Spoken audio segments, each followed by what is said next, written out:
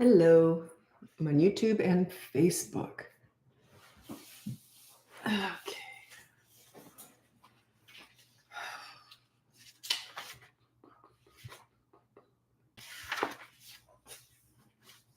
Just waiting for people to turn up. Hello. While we're waiting for people to turn up, I'd love to know where you're from. I'm here in Vancouver, Canada. Where are you? Always curious. Where are you from? Where do you live? We filmed a couple of podcasts today. We had a lot of fun doing it. My daughter and I do it together. So it's a lot of fun. You might, if you haven't checked it out already, you might want to check it out. Might be interested. It's the BratBusters Parenting Podcast. It's on all the platforms. Okay, so where are you from? Just waiting for everyone to turn up.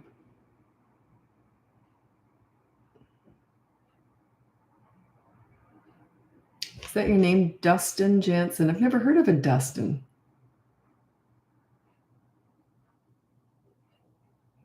Dustin. Not spelled that way. Okay. Wheatley, Ontario. Oh, I've never even heard of that before. Long Beach, Mississippi. Tuscaloosa, Alabama. Tuscaloosa, Alabama. Did my best. Okay. Still in Merritt, BC. We just beyond hope. I've never heard that before. Very good. It's on YouTube. Very good. It's cute. How could I not have heard that before? Okay.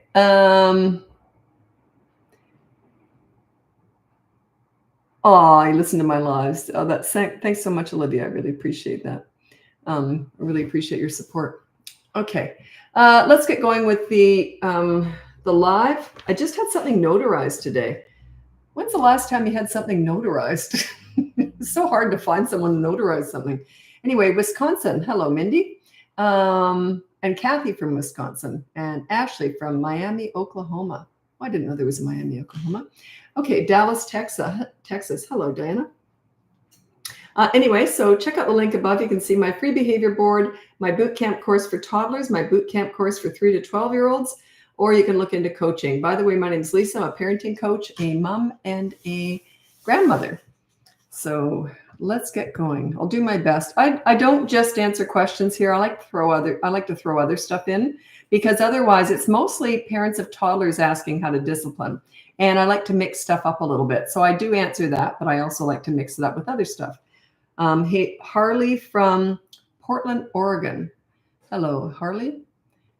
Okay. I'm going to... Sorry, my shoulder just twerked weird. Okay, this is from Olivia N on YouTube.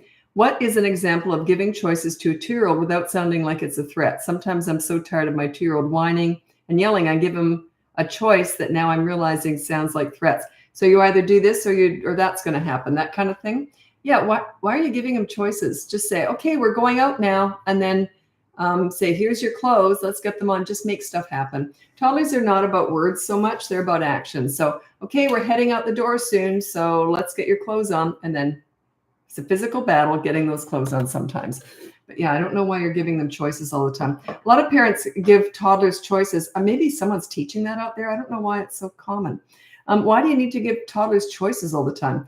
You can do choices with toys. You can play with this toy or that toy, or let's read this book or that book. But when it comes to, we're either going to, like, if you got to go out or you got to have dinner or you're going to go to bed, that's not the kind of stuff I like to give them choices around. Like, which pajamas do you want to wear? I would just pick them, because once you start giving choices, you can run into trouble. Gwen in Kentucky. That's Kentucky, right? What else could that be? Kentucky, it must be. I said that once before and I was totally wrong. So I can't think of another state, though, that would have that. Okay. Oh, I'm going to read out something. This came up. I think I talked about it in last night's live. I did a late live last night for some reason. I don't know what came over me. Anyway, I was talking, I remembered this, and I was talking about how teenagers, every single troubled teen I've ever worked with has said this in different words, different ways, but they've all said, I wish my parents had been tougher on me growing up. They don't want discipline now, but they identify that discipline equals love. One of them said to me, my parents didn't love me enough to make me a good person. Wow, that's heavy, isn't it? A teenager said that to me. My parents didn't love me enough to make me a good person.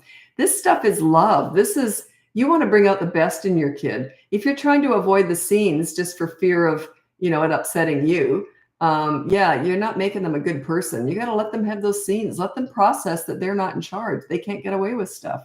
So yeah, my parents didn't love me enough to make me a good person.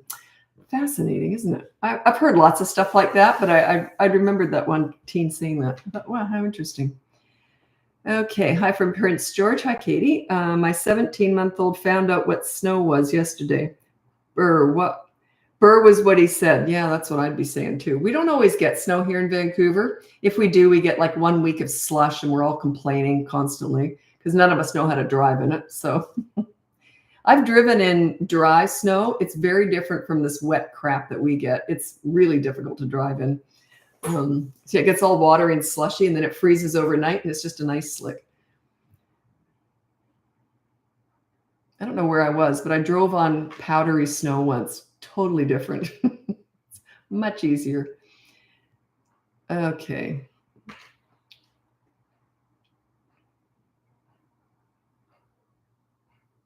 Okay. 3-year-old boy gets a no Legos consequence if he hits his brother. He hit his brother as soon as he was allowed to play with them again. Is it okay to give the same consequence so soon? So as soon as you hand it back, he gets, I don't know. I don't know how long it's been between hits. There's a lot of variables with that one. So I don't know. And I don't take something away with the first consequence. There's 2 consequences on the behavior board. Check out the behavior board. The first one is a positive action. So he has to do a chore. If he won't do that, then you take something away. So you start with a positive action. If they won't do that, then you do the negative deprivation. So don't take something away first. Oh, good for you. This is Jamie. My granddaughter, who is 4, is responding to my ear wiggle when she whines. Success. Okay, because I say with whining, how you deal with that is you say, look, this is how you sound when you whine. You mimic them and say, you might not even know you're doing it. So every time you whine, I'm going to go like this or go like that. And that means you're whining, and I will not answer you. I won't talk to you when you talk like that. So that's because I'm going to let you know you're whining. They don't always know they're doing it. And then you say, if you talk nicely, like, may I please have, or whatever, I will answer you, but the answer may still be no. So, but I will talk to you. And so it's working. Good for you. I throw a whole bunch of ideas out there. It's hit and miss. Every kid's different. They react differently to different stuff. So like when coaching, we'll try something. I usually start pretty small. We'll start small. We'll try something. They say, it didn't work. It didn't work. I say, okay, we'll go to the next level. I've always got different levels. So usually I tell you guys level 1, but in coaching often we have to go to different levels. But the thing is, if I don't like to talk about those other levels so much on here because a lot of parents would just start there, and we don't want, we need somewhere to go, right?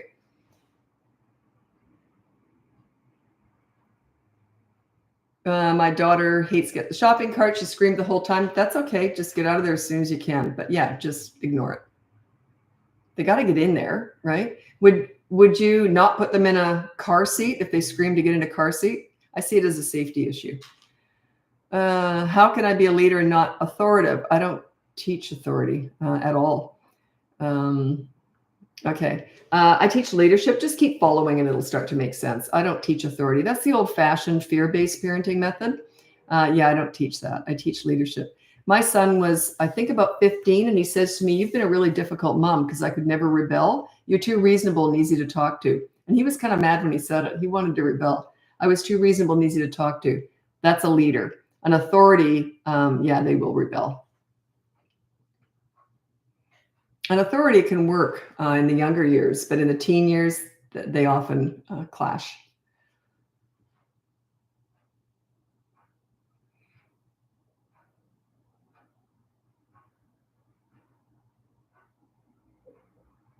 I get this sometimes with parents. You've just got a wee one, like a 2-month-old. How do you prepare for the future? Don't worry about it. Just keep watching, and and you'll learn.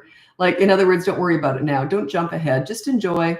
Don't worry too much about the future. Like, just enjoy today, and yeah, don't borrow trouble. In other words, you might end up with a really easy one. Like, my daughter was just the easiest kid in the world. She just never tantrumed or anything. My son was, I would call him easy too, but he did have tantrums. So, but my daughter never did. So you might just end up with a really easy one that you never even need to discipline. Yeah, don't borrow trouble. Okay.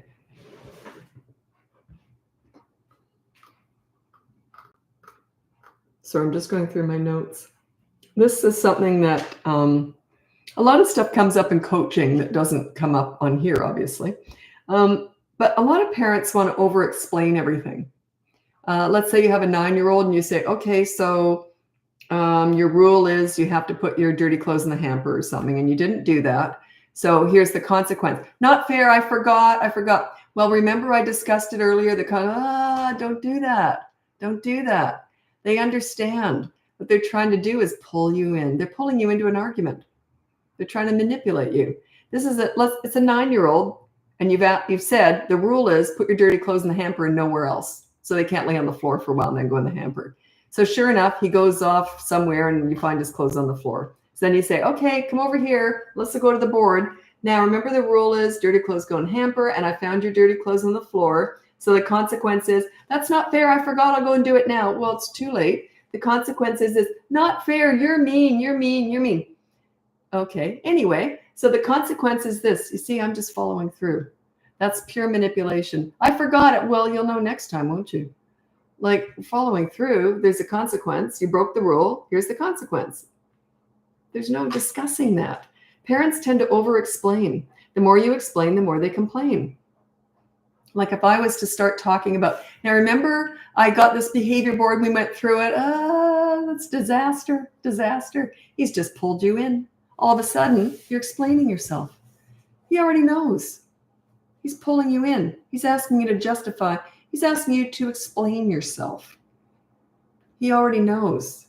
And you already did explain it. You said, let's go to the board. Dirty clothes didn't go in the hamper. So here's your consequence. No anger, just it's a matter of fact. Not fair. I hate you. Whatever. Anyway, you've got 15 minutes to do the chore. And you see, it's just like follow through. The more you explain, the more they complain. And by the way, children do not act out because they don't understand. They act out for a lack of impulse control or to get their own way.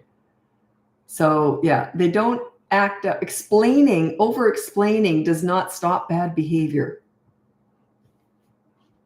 A lot of parents get pulled into that. Well, he didn't understand. Oh, he did. You just told me that he was gifted. Now all of a sudden he's a moron. You couldn't understand. Put dirty clothes in the hamper. He's 9 years old. See what I mean? Parents often make excuses for their kids. They often are fooled by this. I can't believe that. I didn't understand. Yeah, he did. Are there mostly videos to learn by in the 3? Okay. The boot camp courses are mostly written, but then I throw videos in every section. We just updated them all. We added a bunch of stuff. We didn't change the flow, but we added a whole bunch of stuff. So yeah, it's mostly written, but the videos are meant to enhance the written. And I do throw a few extra things in on videos, but the course itself is written. But yeah, there's a video with each section. Love your podcast today on mom guilt.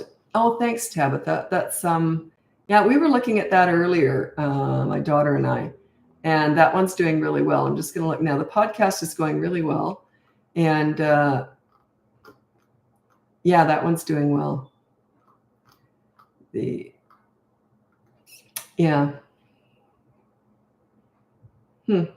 Parenting guilt. That's a real challenge for a lot of parents, is they feel guilty. There's no guilt in leadership, none.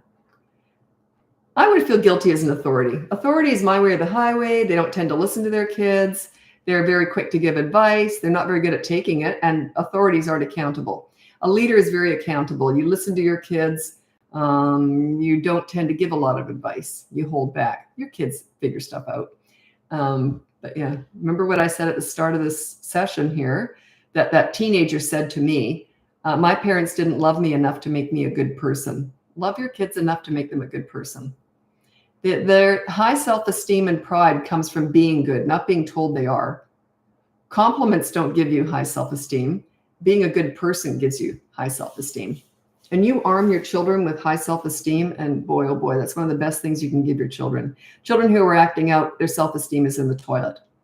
It's very hard to think highly of yourself if you're not treating people well. It's impossible. They can have confidence. Confidence is different from self-esteem. They can go together, but they're very different. You can have a child who's very good at theater, but has very low self-esteem. You can have a child who has very high self-esteem, but is shy and doesn't have a lot of social confidence. There's a difference. Self-esteem comes from knowing you're a good person. It comes from pride in yourself and who you are. Yeah, confidence is not synonymous with self-esteem. Okay.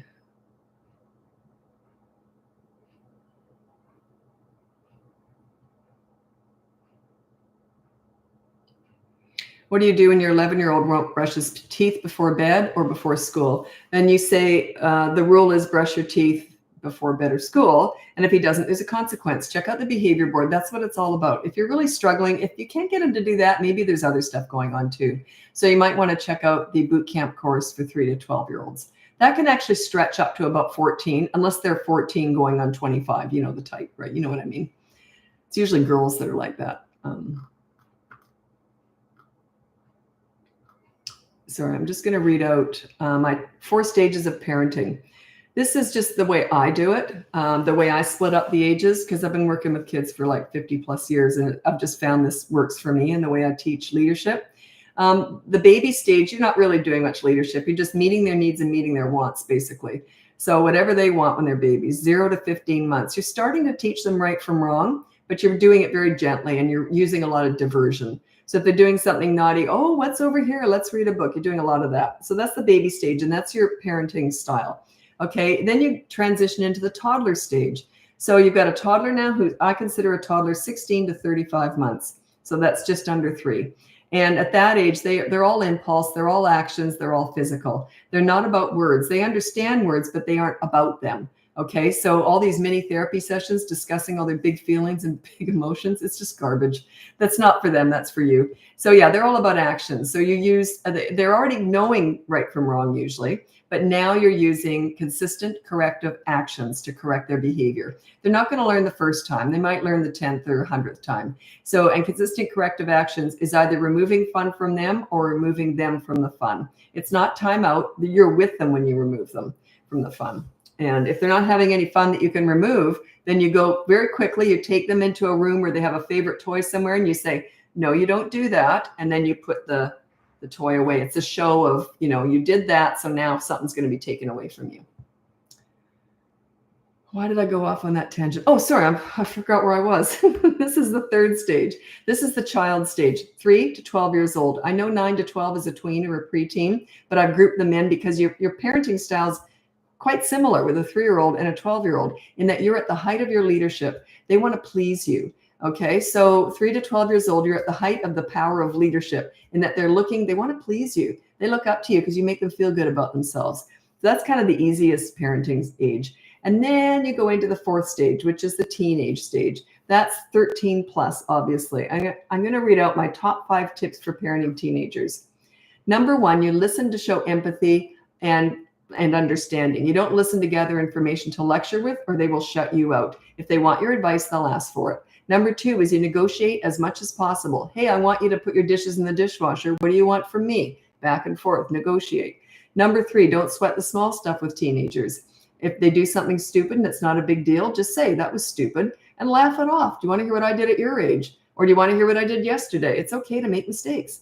Number 4 is don't leverage the good times to discuss the bad times. All this discussion of their bad behavior, good luck with that. Don't do it. When's a good time to discuss their bad behavior? Never. You can argue with me on that one. Good luck with that. This is never a good time to discuss bad behavior with a teenager. What's the point? Number 5, oh, you can discuss it when they're 50 and they've got their own teenagers and you're sitting back laughing just like you did. Just Number 5, you can be a right fighter with a teenager or you can be happy. What are you going to be? A right fighter or are you going to be happy? Back off. Don't argue. Don't be a right fighter. You usually are right. If you're arguing with your teenager, I don't argue with teenagers, but if you are, you're usually right. That's why you're arguing, because you know you're right. And they know you're right too, but they're still going to argue. You can either be a right fighter or you can be happy with a teenager. Okay, that's it. That's the 4 stages of parenting. Funny how I lost track of what I was doing there. I'm tired. I don't know why. I'm really tired lately. Been busy. Okay. So I'm scrolling ahead to make sure you're still here when I answer. Oh, good. We got a teenage one. My 15-year-old daughter is amazing. I have no issues with her talking back or not doing tests. Oh, do you really want other parents of teenagers to hear that? However, oh, here we go. Okay. However, oops. However, we're at the stage where she is showing interest in future career fields. As soon as we start down a path with her, she decides it's too much work and wants to quit. It is a financial obligation, but okay. Why are you trying to push her into a career path at this age? Here's my view on that. Pick a path, go with it. It can change later on. Okay. Yeah, I don't want to read on too much about that. That's more education and I don't really focus on that. But yeah, what I did with my kids, I always insisted that my kids have a goal. But I said that can change at any time. You commit to it for a while, go for it, and then it can change. Yeah. So 15 is awfully young to decide what you want to do. Actually, geez, I could go on about that forever. I can feel it. Yeah. Expectations of teenagers. That's a big one. I specialize in teenagers, actually, so I know a lot about that. Yeah, it's a big one. Take it down a notch, back off a little. She's only 15. And let her make mistakes. That's part of life. Don't lock her into something. Yeah, keep offering options, but you know, it's tricky. I get it. I don't usually drink out of the bottle, but anyway.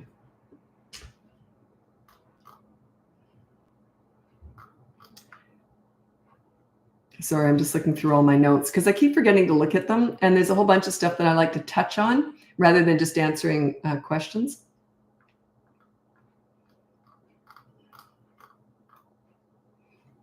Okay. Sorry, I'm just going to look at YouTube now.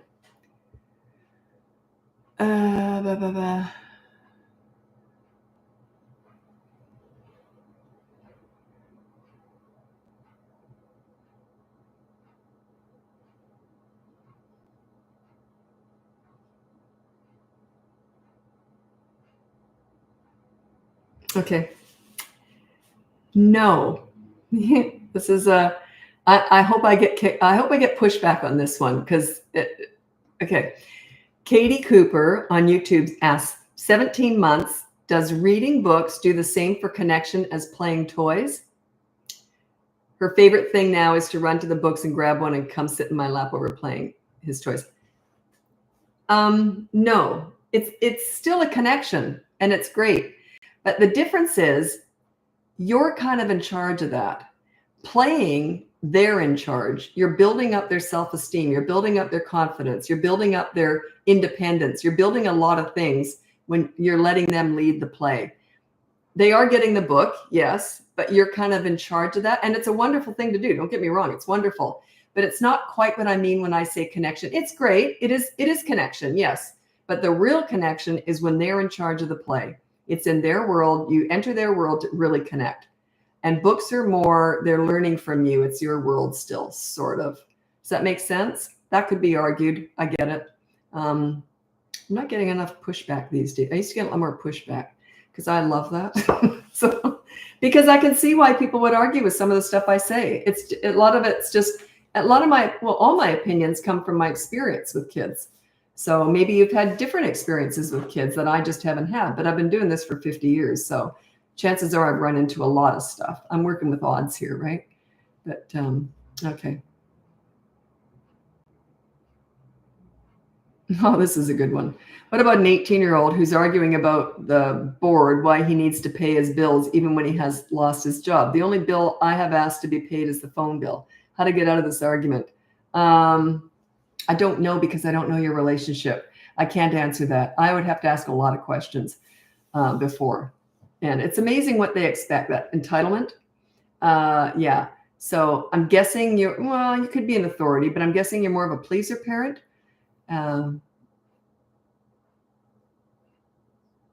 Why has he got a phone? Why are you paying that? I don't understand that.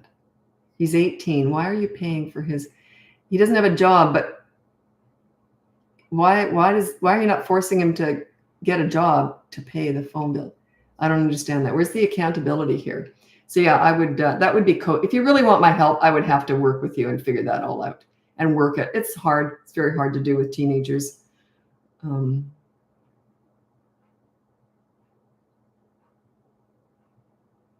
Well, how do I handle my kids complaining that they're bored? It drives me nuts. I don't know how old they are. That would help. But anyway, I'll just tell you a story.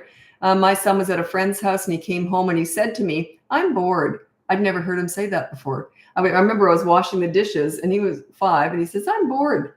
And I looked at him like this and he went, never mind, I'm not bored," because he knew, like, oh, this is on. I love this stuff, right?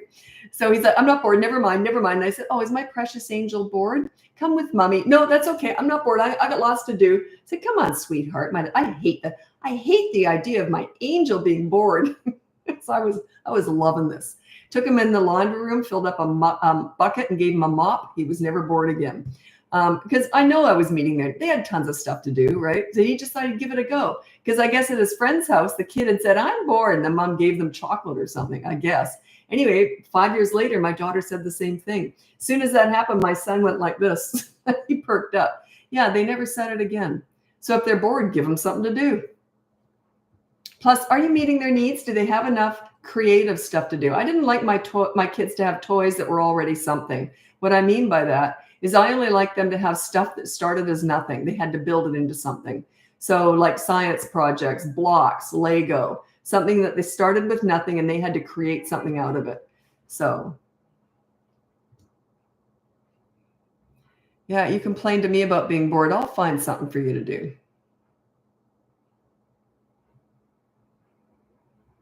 The bored kids, 10, 8, 6, and 4. Yeah, you just get 4 mops.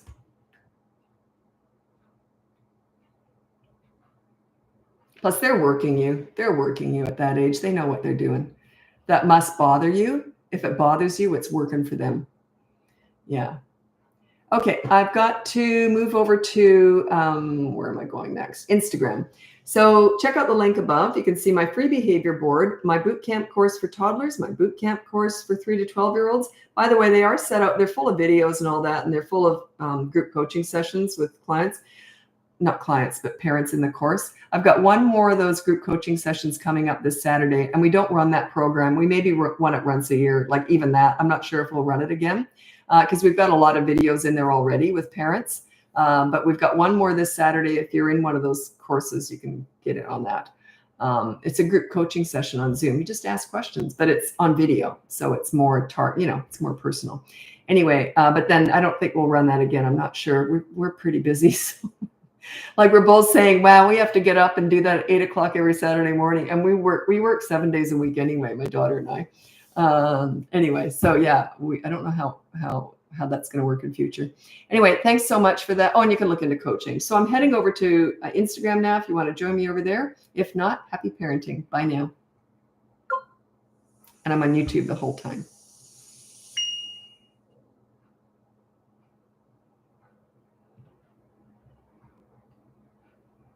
So I'm just pushing. Oh, interesting. That was Instagram. They actually start with something now too. Usually it's quiet when you first go on Instagram. TikTok is very noisy when you first go on. Okay, there we go. Instagram, everyone turns up really fast on Instagram, but I'm going to take a sip.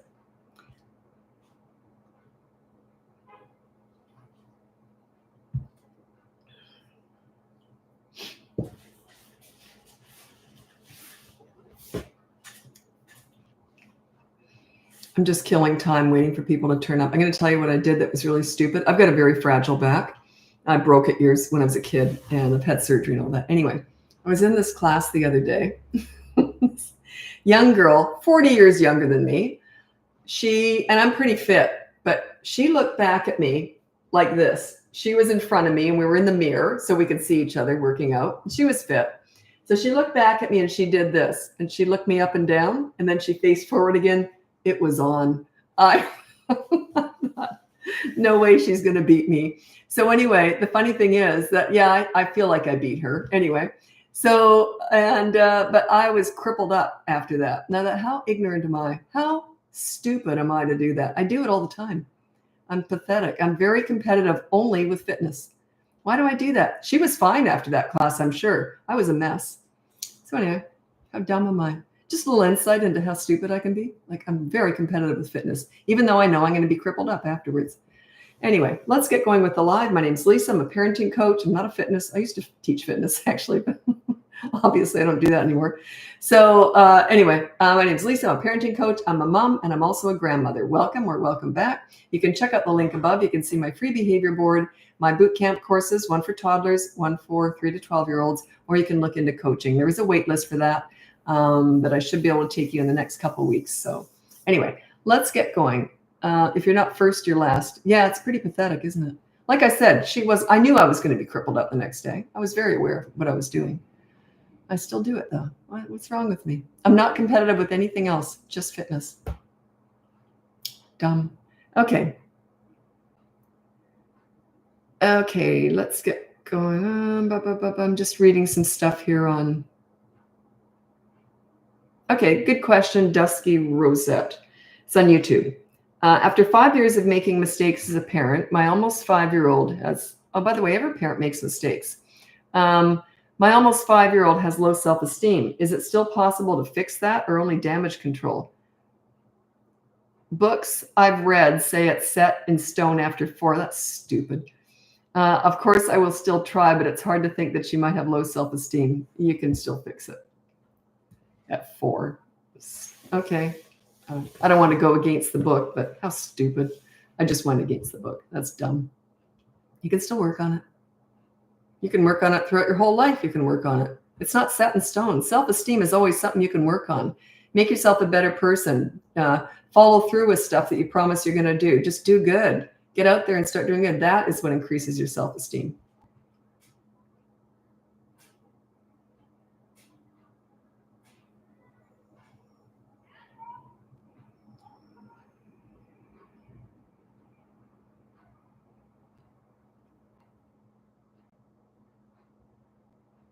You got a 5-year-old who started to lie. Just put on the free behavior board, it's in the link above, you put down no lying as the rule. And then when they lie, and you call it when it's a lie. Don't let them argue that. Say, oh, I could be wrong, but you've probably lied in the past and I missed it. So we're going to call this one a lie. Anyway, here's the consequence. Not fair. I hate you. I hate you. Anyway, there's the consequence. And you got 15 minutes to mop the floor or whatever you got them to do.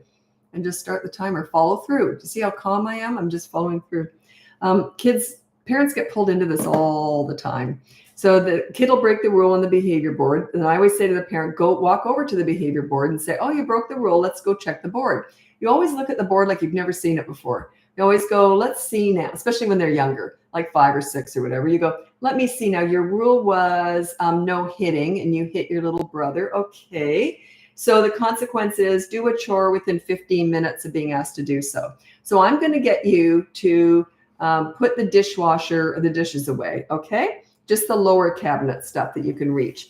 And that's 15 minutes starts now. And then all you are is a timekeeper. This is the problem that parents get into. So you're just timekeeping. You're not talking or anything. You're just timekeeping. That's not fair. I don't want to do it. I don't want to do it. And you're like this. You might look over their way like this. To let them know you can hear them, you might go like this. But you just keep timekeeping. All you're doing is timekeeping. They've done nothing. They've left the room. They're screaming. I don't care. It has nothing to do with it. I don't care what the kids do. I just care what you do. So anyway, beep, beep, beep, time's up. And you go, okay, let's go to the board again. And there's 2 consequences for the kids. The first one was do a chore within 15 minutes of being asked to do. So it can be anything, but it's a positive action. Hard to get them to do something. That's why there's a backup, the negative deprivation. So anyway, now you're at the board again. This kid's not anywhere near you. He's just taken off. He's yelling at you from his bedroom. So here's you, like an idiot, you're talking to yourself. You go, now let me see. So we broke the rule. So I had him do a chore within 15 minutes. Oh, I'm all alone here. Oh, well. So I had him do a chore within 15 minutes, and that wasn't done. So now 24-hour media blackout starts now, and put a timer on. Then you go find the kid and you say, okay, so the 24-hour media blackout started now, or 20 seconds ago. Not fair. I'll do the chore now. I'll do it. Well, it's too late. You can do it if you want, but it's not going to make any difference. See how I'm just following through? Like it's a business transaction. There's no emotions. Not fair. I forgot. I didn't mean it. Well, you'll know next time, won't you? Calm. Follow through. There's a lot more to it. It's in the behavior board. It's completely free, the behavior board. But yeah, if you get upset and allow them to pull you into an argument, they just won. Even if they've still got 24-hour media blackout, even if you followed through with the second consequence, if you get pulled into an argument, they've just won. Not the whole picture, but they've gone up a level. You've gone down, they've gone up a level.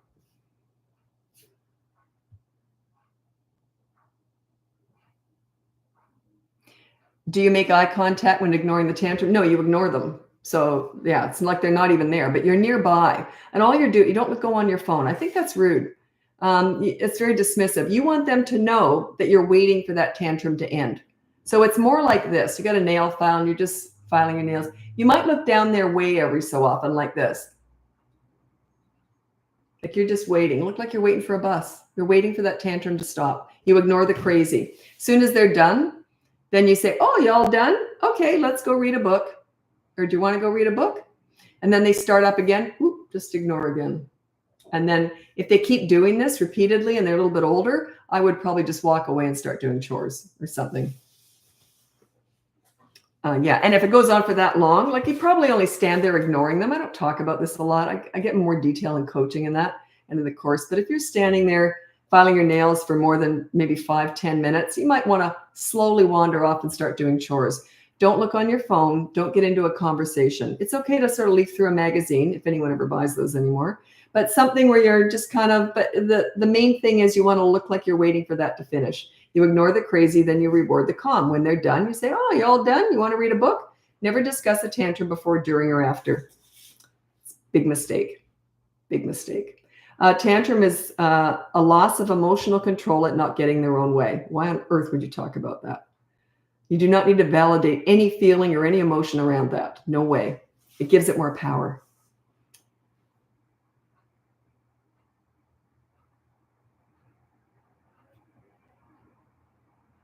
So I'm scrolling through to make sure you're still here when I answer questions. So you got a 2-year-old and he's got 1-hour-long tantrums. Oh yeah, they can go on for a long time. As long as you're ignoring, they should start to diminish. But if they're new to this and you're just starting ignoring, they'll usually get worse. Because they're like, I remember when you didn't ignore tantrums. All I have to do is go longer and make it worse. And you'll eventually give me attention. Attention is fertilizing a tantrum. Any attention is tantrum food. Because that's why they do it. Kids don't go in a room all by themselves and tantrum. They might go in there and scream after a while, but basically, especially when they're little, they do it for attention. That's why they do it. They do it to get what they want or attention. And attention is part of what they want, so.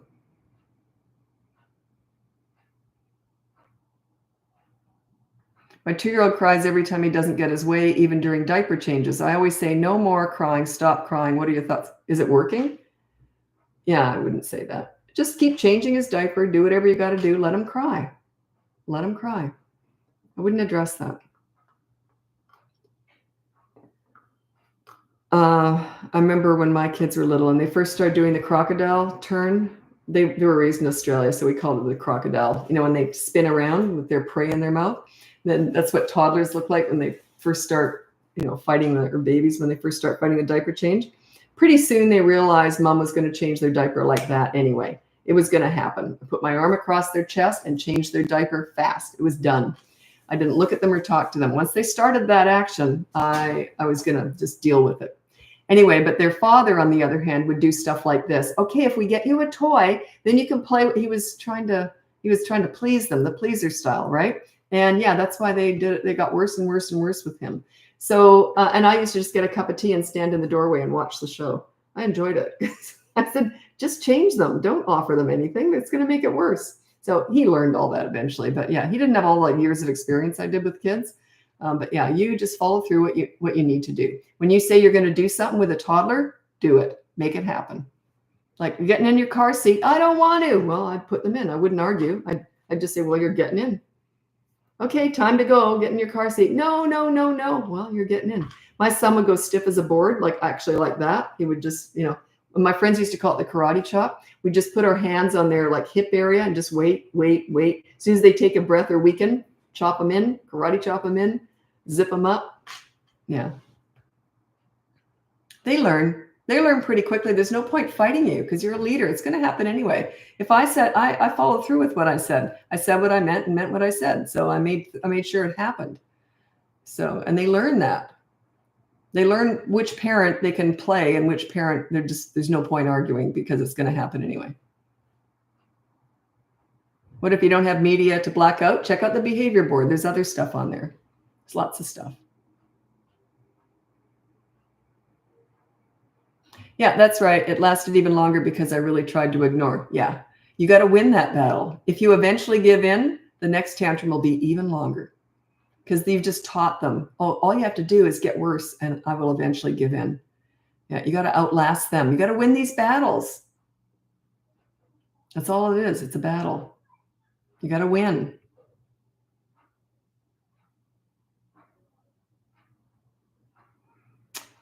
What's your best advice for twins, boy, girl, plus 12-year-old girl? You're so inspiring. Thank you.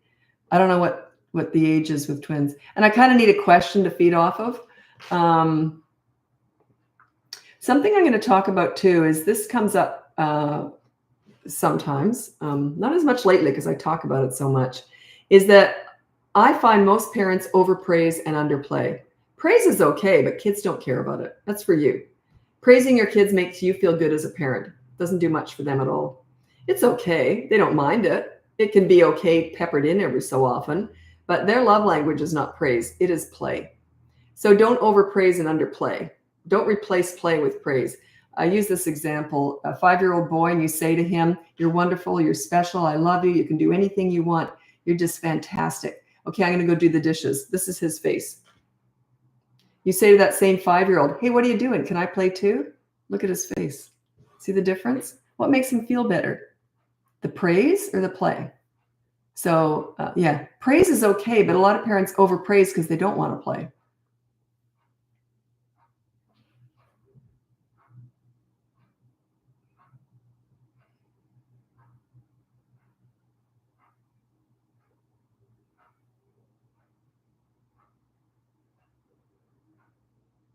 Seven-year-old daughter sulks when she hears the word no. So what does that matter? It must bother. Well, you've already answered the question. It's so tiring. It bothers you. That's why she does it. That's why she does it. If a kid was sulking, or I've babysat kids that were like that. And they'd sulk, not fair, not fair. And I go, oh, well, okay, so we're going to the park now. Like I just ignore that. I ignore attitude. I just go on my merry way. And they eventually think, oh, well, there's no point acting like that with her. It's not going to work. Doesn't bother me a bit. They're not pleasant to be around when they act like that. So I don't enjoy their company when they're acting like that, but I don't show any frustration or anything.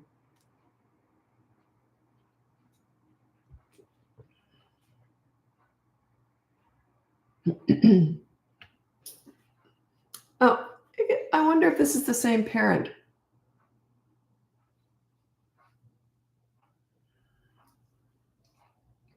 This is more common in boys. It's Valentina. How do you deal with a kid who is super sensitive to the point of flipping out if you show him he misspelled a word, 10-year-old? Hypersensitive to making mistakes. Massive low self-esteem. Also, I'm suggesting, and this may not be the case, but it often happens when parents focus on winning, even when you're playing a simple game. And then if they don't win, then you say, oh, well, you'll do better next time. Do they have to? Does it matter? Don't always try and get them to excel at everything. So, because then they feel like failures if they don't. So that pushing them to excel By the way, when kids have high self-esteem, they tend to want to excel on their own anyway. It's just a natural thing. The better you feel about yourself, the better you want to do. So that's how you get kids to excel. You don't push them. Yeah.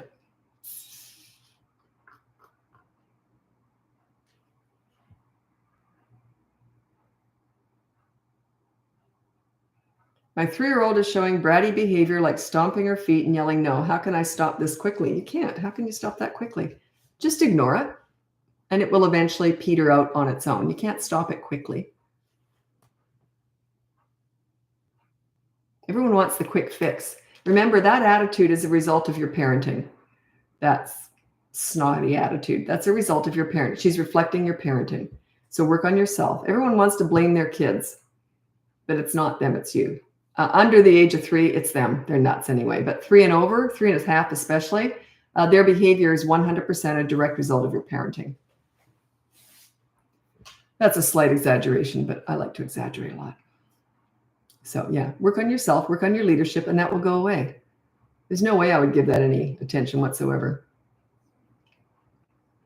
I've worked with a lot of kids with attitude, and I can't think of any specific situation, but just little things like they say, I don't like that. I'm not happy with that. And I go, alrighty then. So let's get going. Like I just completely ignore that stuff. And I show that I'm ignoring it. Okay, well, whatever. Okay, let's go then. Like I just don't have any energy for that. I don't give it any energy. None. They feed off your energy. They feed off your anger. They feed off your frustration. If you don't show it, they got nothing. It just ends. It just peters out. They only do what works past the age of 3.5 to 4. They only do what works. And if they get any attention or they get you mad, it just worked. They're controlling you. Don't let a child control your emotions. Unless you're playing with them. You can be crazy when you're playing. Fun, laughing, all emotional. But when you're disciplining and they're acting out, you're all business. Calm as anything. Not angry, just whatever. Here's your consequence.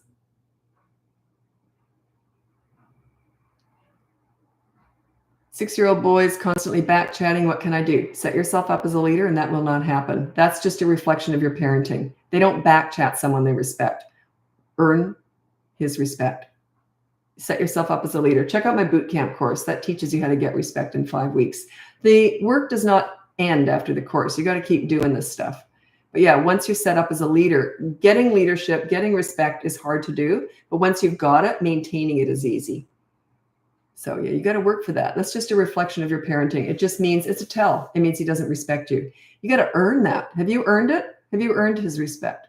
You got to work for it. I worked my butt off. When I was working with kids, and I specialize in troubled teenagers, I worked my butt off to get their respect. I earned it.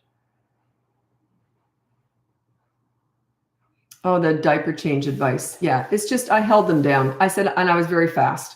I said, okay, time to change your nappy. Oh, sorry, diaper. I raised my kids in Australia.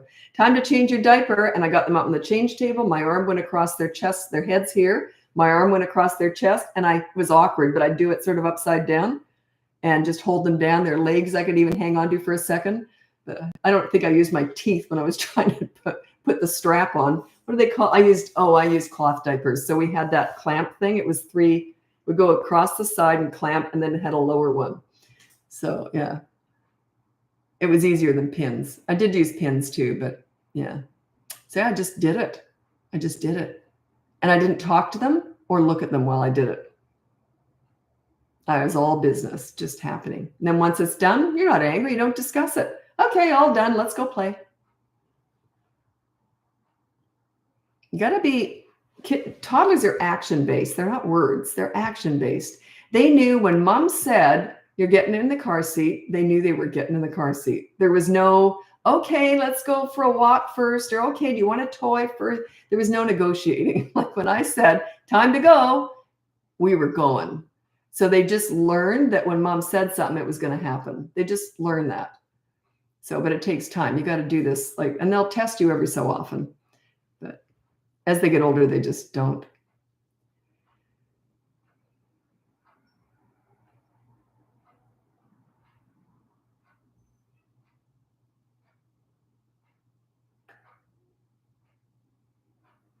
Daughter had a tough soccer practice. She's 4. She gets in the car saying she didn't like it. Should we make her complete the season? It's okay to follow through with commitments, and even if you don't like it, she might have a real fun practice the next time. That's okay. I'd keep going with it. I would, and say, yeah, it doesn't always have to be fun. You're still out there doing stuff. So don't try and make everything fun or easy for kids. That's the pleaser parent style. I used to say to my kids, well, if you didn't have fun there, that's good practice for life. Whole bunch of stuff you're not going to enjoy. It's good to learn how to follow through with your commitments. She's only 4. Just give it a few more times. If she really hates it, then you can let her quit. But yeah, you want her to get past that, because then she'll just end up, oh, I didn't have fun doing that. I didn't have fun doing that. I don't want to pay my taxes because that's not fun. You don't want to teach her that anything that isn't fun shouldn't be done. You still have to follow through with some stuff sometimes. Like I remember once my kids said, and it was a very valid point, and I remember asking it too. There's a whole bunch of stuff that you'll learn in school that you'll never use. I would say the majority of it. And I used to tell my kids, and they'd say, when are we ever going to use this? I said, probably never, but you're learning how to learn. Well, I won't go on about it, but you're learning how to learn. Even stuff you'll never use, it's still learning. You're learning the self-discipline, how to sit there. You're still exercising your brain. So I never lied to them and said, oh, you may use it one day. I never used algebra once, not ever. So.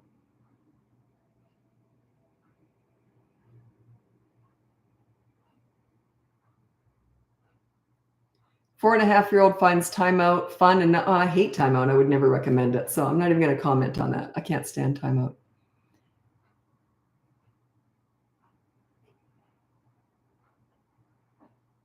Oh, at what age do you start ignoring tantrums? At about 16 months, but you restrain them if they're getting violent and hurting themselves or hurting someone else.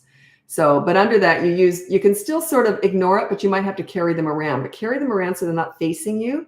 Like carry them sort of like a sack of potatoes on your hip, but facing away from you if they're really kicking and screaming and they could hurt themselves. But then once they start to calm down, you can kind of use diversion when they're little, when they're babies at 13 months old. I would use diversion. Ooh, look at this book. Ooh, wow, wow. Might make them worse for a while, but they get this engine running and it's very hard to stop the engine. They have to learn how to do that on their own eventually. But there is a little bit of intervention when they're still babies, and that you try and use a little bit of diversion. But don't go too hard with that. Ooh, look at this.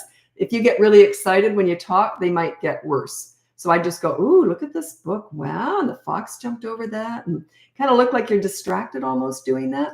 And the idea is that they'll just kind of evidently look around, hopefully.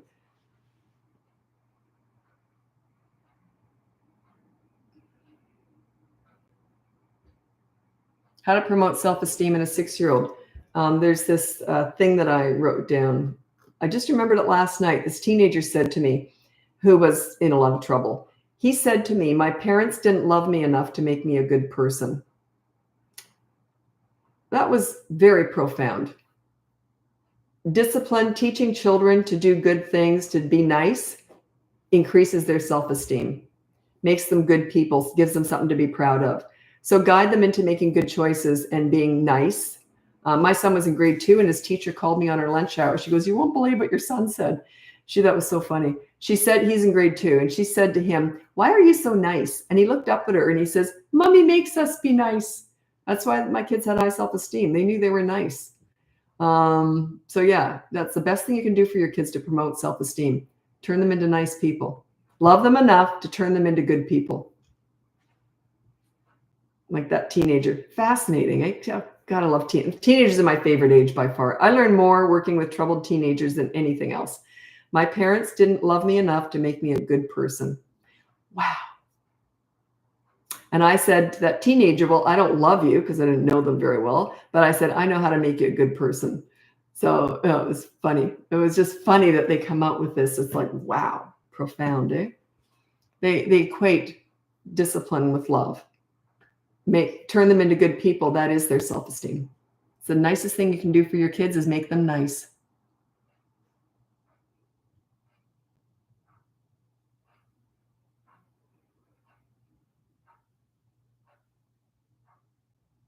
Oh, your 3-year-old is defiant and does stuff when he knows he shouldn't? Use the behavior board, and there's a consequence. They all learn through consequences. They don't learn through nagging and being told not to do something. That's ridiculous. Doesn't work. It's through consequences. So let them make the mistake. Don't try and interrupt that. If they're going to do something naughty, if it's not going to just, destroy anything, let them do it and say, okay, well, let's go to the board. That the rule was no such and such, and you did it, and here's the consequence. Teach them how to be accountable. You don't stop them from doing things. You want them to stop themselves. Okay, when they're 3 and above. That's what the behavior board's all about. You want them to stop themselves from doing bad things. You don't want to stop them. You don't want to at all. Let them do it. Let them go for it, and then you impose the consequence. You're on that board too, by the way. That's why it works. If you're not accountable, you're not a leader. You're a dictator. You're an authority. You have to be accountable. You show them how it's done. Leaders lead by example, like watch me. Don't do what I say, do what I do. So you have to be accountable too. How do I deal with my 5-year-old hitting at school? You put down no hitting. And when he hits at school, have the teacher report to you. There's lots of different levels with that. That's as far as I'll go with this, because the next levels sort of get a little bit different. But yeah, that's just my base level with how you deal with it. Put no hitting, the teacher reports to you, and there's a consequence when they get home. And tell the teacher, you do whatever you've got to do at school. You never micromanage a teacher. You say, you do whatever you got to do to my kid at school, but then tell me too, and then I'll deal with it also.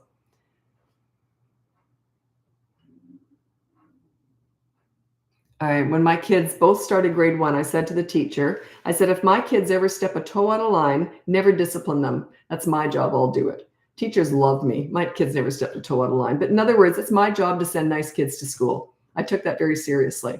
Teachers are there to teach them academics, keep them alive, keep them safe. That's about it. But I didn't expect any more from them. My job was to send nice kids to school. I took that very seriously. And yeah.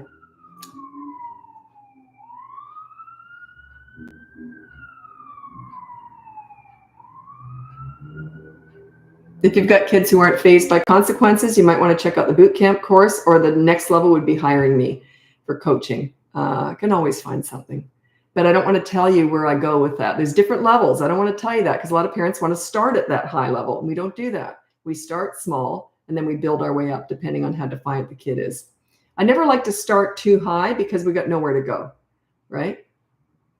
And plus it can be mean. If a kid who's going to give in with the first level of what we do, I don't want to push them to, you know what I'm saying? I don't want to be too tough on them.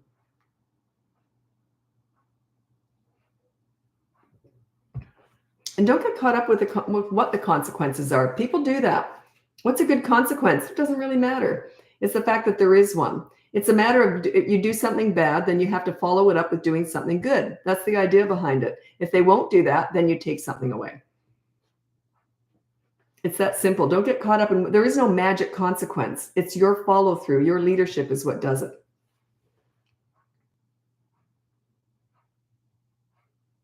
Okay.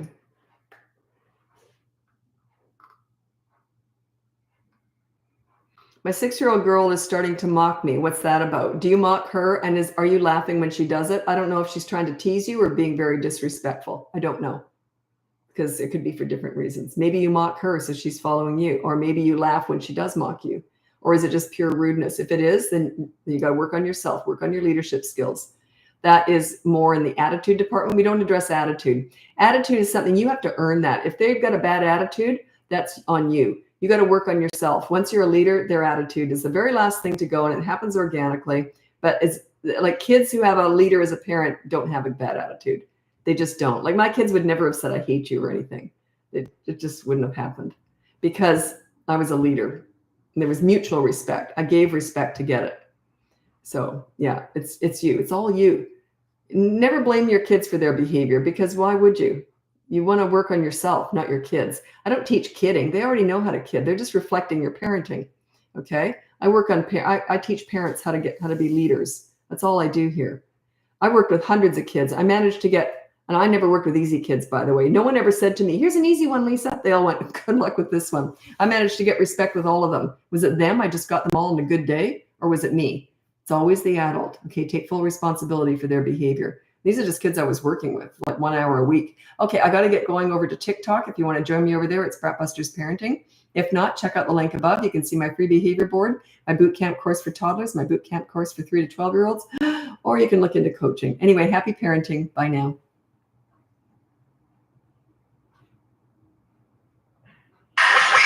Oh, YouTube or Instagram didn't used to do that. very noisy when you turn it on now. Okay, just a sec.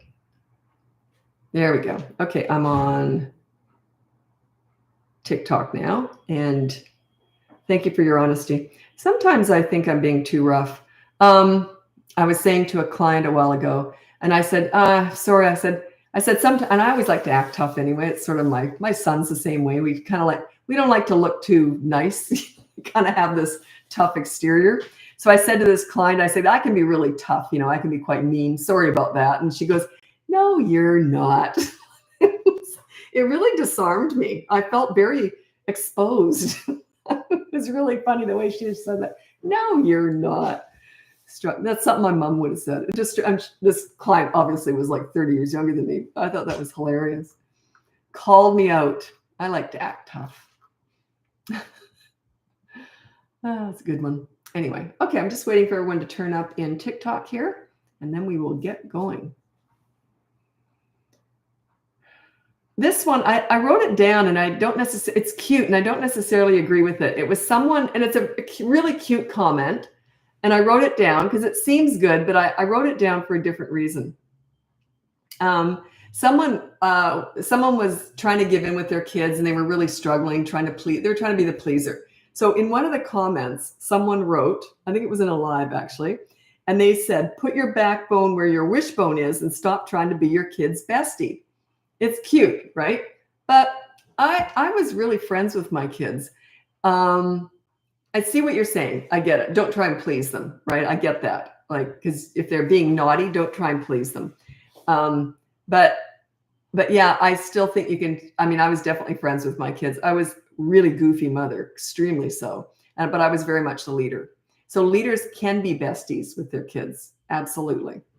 So, but I wrote that down because it's cute. I get it. But it's not where I come from at all, because you can be best friends with your kids and still be a leader. I think the thing is, there was always that understanding. I was always mom before I was anything else. I wasn't trying to be cool and hip, that kind of, I wasn't trying to be that kind of best friend, but I was the one they could tell anything to. And, there's a lot of trust there.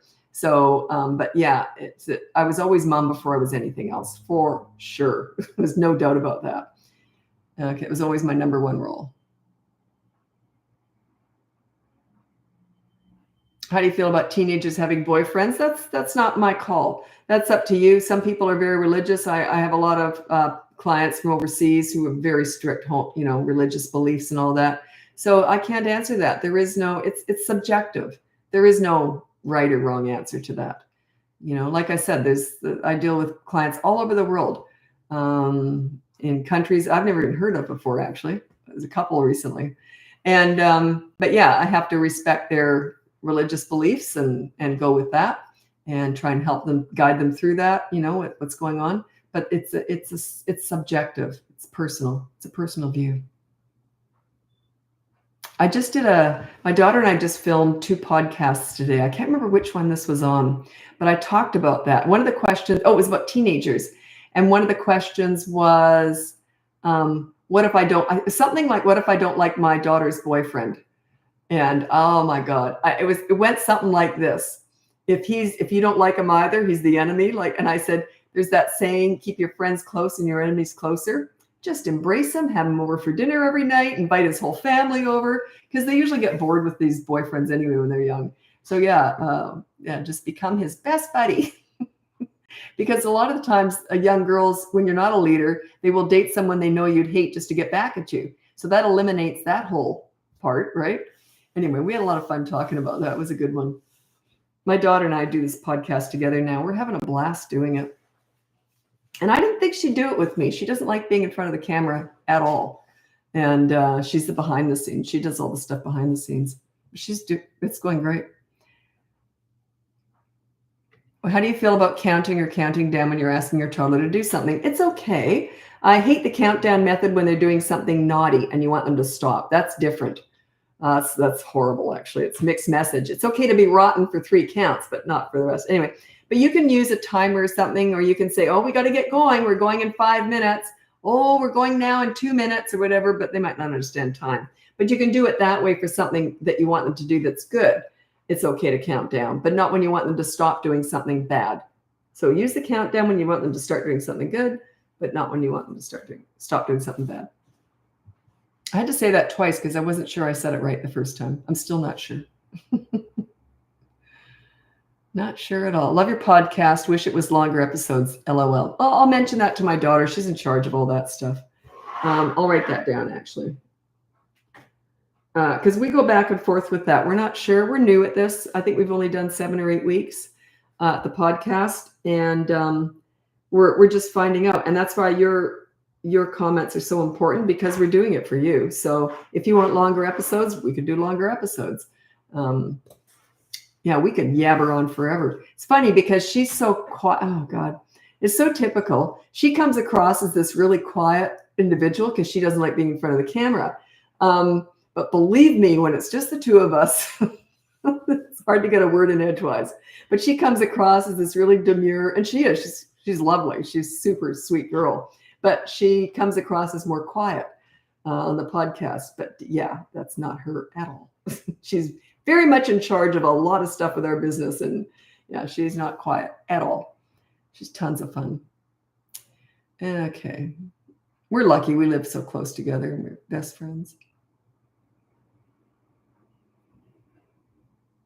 Okay, I gotta read this.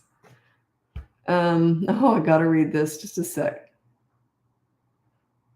Okay. Okay, this is Marina Squires. 7-year-old not following directions, bad decisions, knowing the consequence, does it anyway. Says he doesn't know why he's doing it. Does it matter? It doesn't matter why he's doing it. Just follow through with the consequences. But he does it anyway. You're missing something. I don't know what it is, but something's not quite lining up there. Yeah, you haven't got the right follow through. Maybe you get angry. Maybe you talk about it too much. Maybe the rule is too difficult. Maybe back it down a little bit. I don't know. If you want me to help you one-on-one, that would be coaching. Or if you're in the boot camp course, you can turn up. We've got one more group coaching sessions, and it's this Saturday morning. And I'm answering questions on there. So if you join the boot camp course, which might help you out, we've got one more live group coaching session this Saturday morning. Maybe I could help you on there, but we don't do that. We won't be doing that again, not for a long time. It's just a one, because the reason is we wanted to put all those videos in the course. So once they're in there, I don't think we'll be doing that again. It just takes up too much of our time because we're really busy. Got to pick and choose where you put your time. And the podcast is where we're putting it right now. The podcast is on all the platforms, Spotify, Amazon. What else is there? I don't know. But it's also on my website, bratbusters.com. So it's in the link above, and it's the BratBusters Parenting Podcast. It's doing very well. We're very, very happy with it. Getting great feedback. And yeah, and it's brand new. It's only I think we've done 8 episodes. I'm just looking at it now. Yeah, we've just done 1, 2, 3, 4, 5, 6, 7, 8, 9, 10. Oh, we've done more like 10. Holy moly. God, time flies. It's funny because my daughter and I love our jobs. And she said this morning, she goes, it's just amazing to have a job it just seems more like fun than work. I thought, wow, how lucky are we? I love doing this. She loves the back end of the business. She's my business partner. So talk about fun. I love your podcast. There's something for every age in there. And you can tell us what you want. I mean, there's a lot of we ask for a lot of feedback in that podcast because it's for you. It's not for us. It's for you. You tell us what you want in there and we're happy to do it.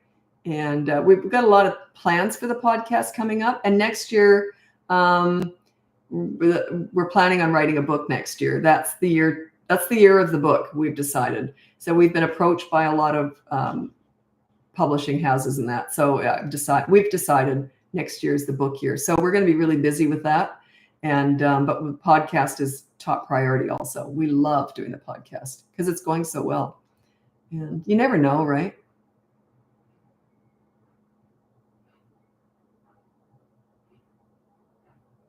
Can we do age 4 of anger and tantrums?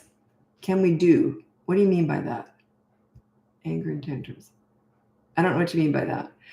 Maybe you could ask it, maybe put a bit more information in there.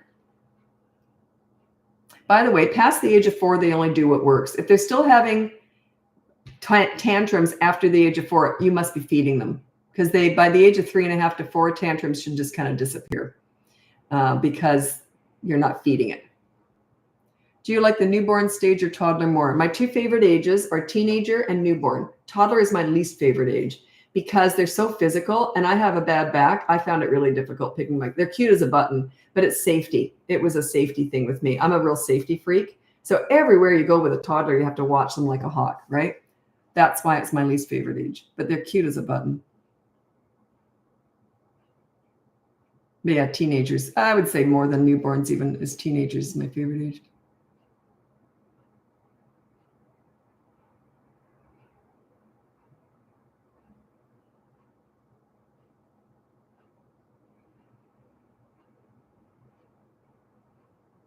Where can I listen to the podcast? Oh, that's on Spotify, Amazon.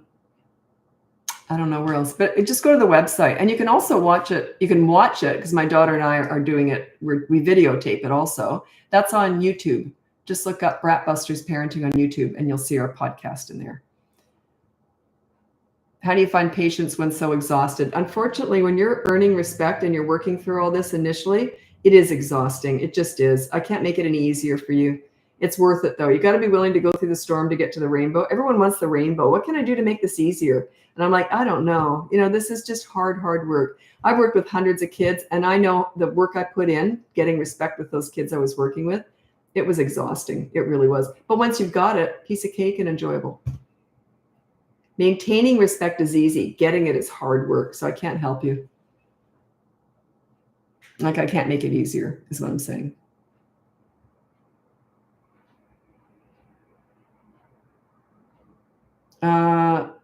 You asked for examples of consequences for toddlers on the behavior board. Toddlers are not on the behavior board. Toddler is under the age of 3. 3 and 4 is a preschooler. The behavior board starts at the age of 3, and it's all labeled above. But I do have the free behavior board in the link above.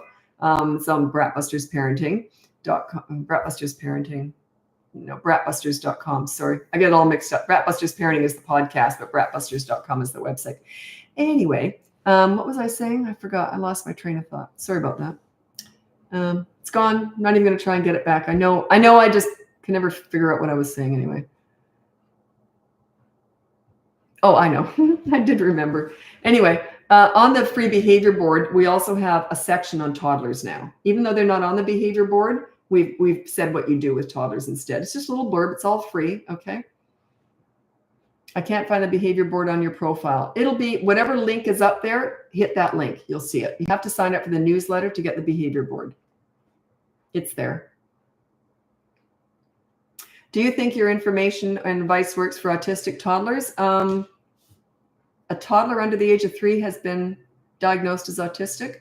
Potentially, yeah. So that autism is always coaching. I never, ever would generalize anything with an autistic child. I consider that special needs, and that's all coaching. I have to assess the situation, figure out in the past what has worked, what hasn't worked, and then we throw mud at the wall and see what sticks. That's how I work with kids with autism. So we're on the spectrum, ASD, autism spectrum disorder. So yeah, that would be coaching. If you want to work with me, look at the link above. Just hit that link above. Everything's there. It takes you to my website. That 7-year-old, that 7-year-old, you may have to invent leverage. I know you don't like discussing that, though. Yeah, I don't like discussing inventing leverage on here. Inventing leverage is sort of the next level. If the behavior board isn't working as it is, we invent leverage for the consequences. I just don't want to discuss that here. Sometimes I do, but I just don't feel like talking about it right now because I don't like pushing it too much. I don't like discussing it too much because a lot of parents are tempted to go right there and do that and invent leverage because it's sort of the next level of disciplining. I don't even like to do it anyway, but sometimes you got to do what you got to do. Sometimes that's all we've got. So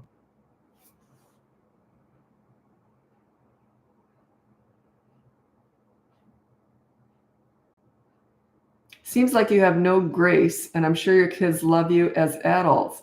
I'll be looking them up. Well, my daughter works with me. You can watch her on the podcast. I don't even know I don't know what you meant by that. I used to get so much kickback and nasty stuff on here. And anyone who knows me knows I love that stuff. It's just fun. And I don't get much of that anymore. Anyway. I guess because people figured out I enjoy it. So then that's no fun bullying someone who doesn't care, right? So I don't know. That's why I've never been bullied.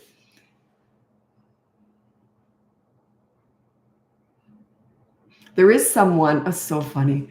You get some crazy people out there. I won't say what platform it's on, but someone was talking and they were saying, and they were every single day saying how I have 2 sons and I don't speak to either one of them. Well, I don't have 2 sons.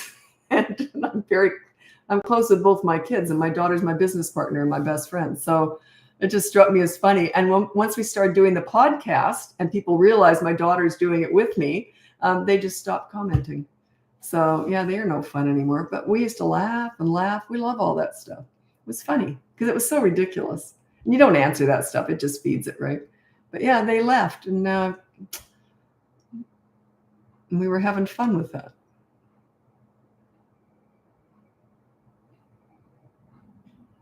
Okay, I'm going to read.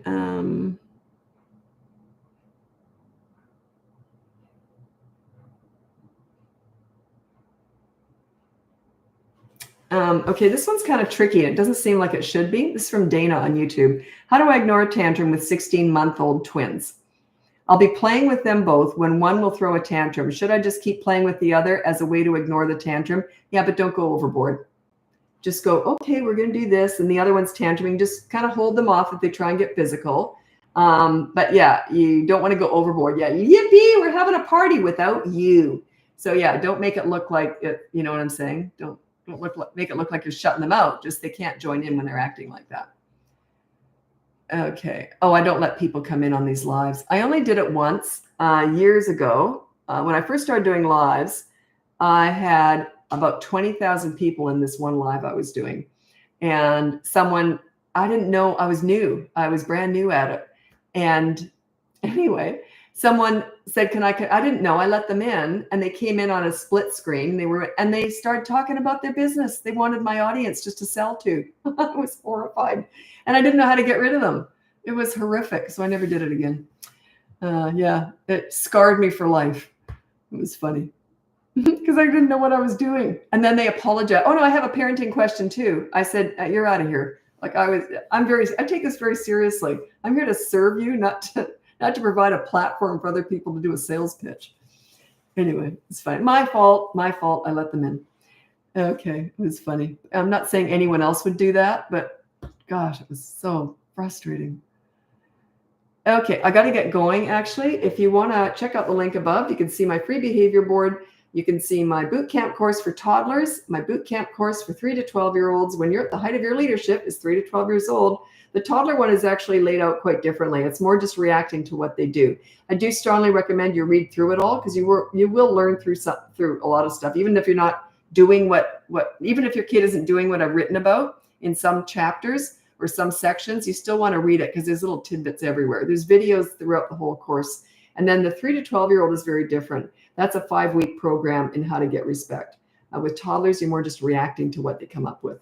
So it's just quite different. Anyway, thanks so much for joining me, and we'll talk again next time. Happy parenting. Bye now. I had to go because my voice is starting to go.